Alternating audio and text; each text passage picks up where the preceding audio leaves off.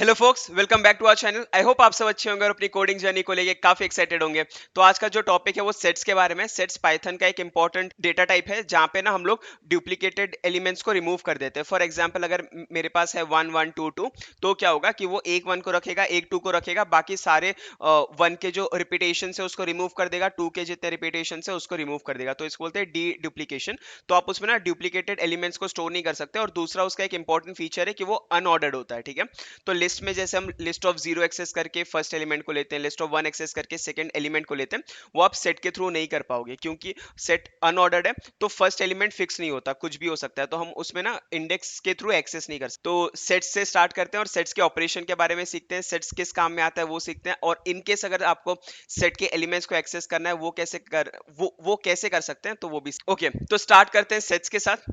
तो जैसे कि आप यहाँ पे देख सकते हैं कि सेट क्या है, कि यहाँ पे ना दो इंपॉर्टेंट रूल्स होते हैं कि नो डुप्लीकेट्स अलाउड, कि डुप्लीकेट एलिमेंट सेट पे नहीं हो सकते, और नो स्पेसिफिक ऑर्डर।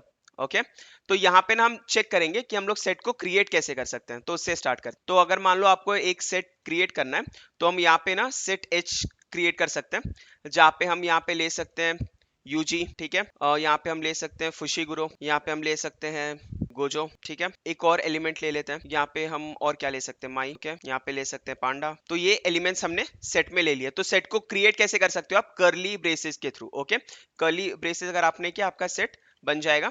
आप उसको सेट एच करके प्रिंट कर सकते हो, और उसका टाइप भी प्रिंट कर सकते हो कि print type of set H. ठीक है, ओके नाइस। इसको सेव करते हैं, अब रन करते हैं पाइथन सेट सेट्स डॉट पाई। ओके, तो जैसे कि आप यहाँ पे देख सकते हैं कि ये सारे एलिमेंट्स यहाँ पे आ चुके हैं, और ना टाइप इसका क्या है, सेट है। और यहाँ पे एक इंपॉर्टेंट चीज आप नोटिस करना कि हमने ना यूजी को फर्स्ट में लिखा था जो कि फोर्थ में चले गया है, फुशिगुरो सेकंड में लिखा था जो कि लास्ट में चले गया है, गोजो मिड में ही है। ठीक है, माई फर्स्ट में है, पांडा सेकंड में आ गया। तो ना आप यहाँ पे देख सकते हैं कि सेट को ना आप जिस ऑर्डर में क्रिएट करते हैं ना, वो ऑर्डर में सेट बनता नहीं। तो सेट को ना आप ऐसे समझ सकते हैं कि एक बैग है जिसके अंदर ना बहुत सारे सामान है। फॉर एग्जाम्पल, आपके बैग में आपका नोटबुक है, आपका वॉलेट है, आपका कैप है। ठीक है, तो अगर आपको कुछ भी चाहिए ना, तो वो ऑर्डर में नहीं निकलता। आप बैग के अंदर हाथ डाल रहे हैं और जो भी निकल रहा है, जो भी सामने अगर है, जो भी हाथ में आ रहा है, तो आप उसको निकाल रहे हैं। ठीक है, तो कुछ ऑर्डर में नहीं निकलता। हो सकता है फर्स्ट अटेम्प्ट में बुक निकले, सेकंड अटेम्प्ट में वॉलेट निकले, या फर्स्ट अटेम्प्ट में आपका वॉलेट निकल जाए। ओके, तो यहाँ पे वही होता है कि ना कुछ ऑर्डर फिक्स नहीं होता। अगर ना यही सेम एग्जांपल मैं आपको लिस्ट का दिखाऊं, ठीक है, तो इसको लिस्ट में कन्वर्ट करते हैं। ये जो सेट एच है, ठीक है, इसको लिस्ट ऑफ एच कर, लिस्ट ऑफ एच।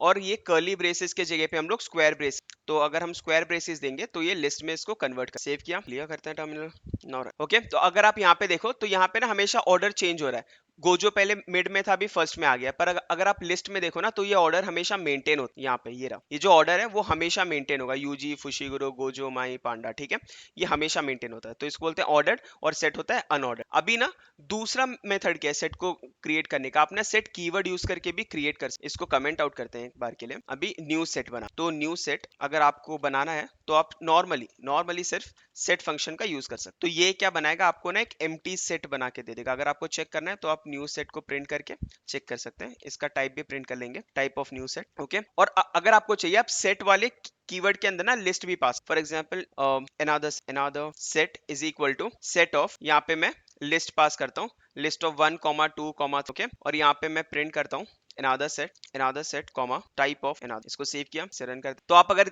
देखो यहाँ पे, तो सेट के अंदर कुछ एलिमेंट नहीं दिए थे हमने पहले, तो ये एम्प्टी सेट एक क्रिएट कर देता है जिसका क्लास सेट है।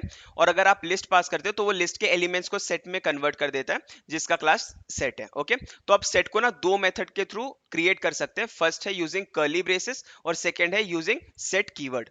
ओके, तो इसे कमेंट आउट करते हैं। अब देखते हैं अनऑर्डर्ड एक्सेस क्या हो। तो ये सेट, ओके, इसे हमने पेस्ट किया। अब ना हम यहाँ पे एक चीज चेक कर सकते हैं, ठीक है। तो सबसे पहले हम लिस्ट में चेक करेंगे कि लिस्ट का ना हम लोग फर्स्ट एलिमेंट प्रिंट कर सकते हैं क्या।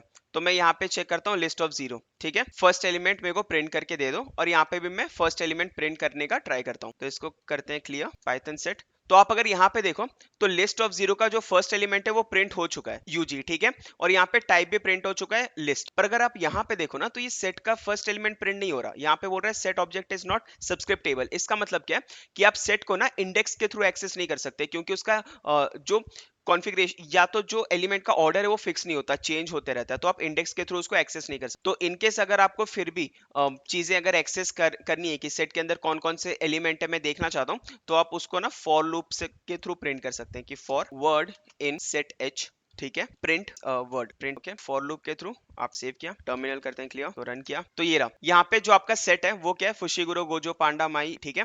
तो यहाँ पे अगर आप देखो फॉर लूप के थ्रू आप उसके एलिमेंट्स को एक्सेस कर सकते हो, आप इंडेक्स के थ्रू एक्सेस नहीं कर सकते, बट फॉर लूप के थ्रू आप एक्सेस कर सकते हो। और लास्ट हम देखते हैं आज के लिए इन कीवर्ड, ठीक है, कि इन कीवर्ड किस चीज के लिए काम आता है। तो यहाँ पे जैसे मैंने बताया कि जो सेट है ना वो एक बैग की तरह है, ठीक है, और बैग के अंदर आपके नोटबुक हो सकते हैं, वॉलेट हो सकते हैं, चश्मा हो सकता है, कैप हो सकता है, ठीक है। तो ना तो आप सेट में ना बस ये चीज चेक कर सकते हो कि वॉलेट मेरा बैग में है या नहीं, कॉपी मेरी बैग में है या नहीं, चश्मा मेरा बैग में है या नहीं। तो हम बस वो चीजें चेक कर सकते हैं सेट में इन कीवर्ड के। तो हम मैं जैसे यहाँ पे ये चीज चेक, इसको कमेंट आउट, ओके, मैं क्या चीज चेक कर सकता हूँ कि कोई वर्ड सेट में एग्जिस्ट करता है या नहीं करता, ओके। तो जैसे कि मैं देख पा रहा हूँ यहाँ पे गोजो एग्जिस्ट करता है, ठीक है, तो मैं यहाँ पे चेक कर सकता हूँ कि गोजो एग्जिस्ट करता है या नहीं, तो is Gojo in set H, ठीक है। और एक वर्ड जो सेट में ना हो तो प्रिंट तोजी, तोजी सेट में नहीं है तो उसको भी चेक कर सकते हैं, is Toji in set H, okay. इसको सेव किया, अब टर्मिनल को क्लियर करते हैं, कोड रन किया, तो ये रहा कि अगर हम ये चेक कर सकते हैं कि गोजो सेट में है या नहीं, तो वो हमको आउटपुट दे देगा कि वो सेट के अंदर है। तोजी सेट में है या नहीं, तो वो बोल देगा फॉल्स, तोजी सेट में नहीं है। तो वही आप ना बैग में जैसे चेक कर सकते हो कि वॉलेट बैग में है या नहीं, कॉपी बैग में है या नहीं।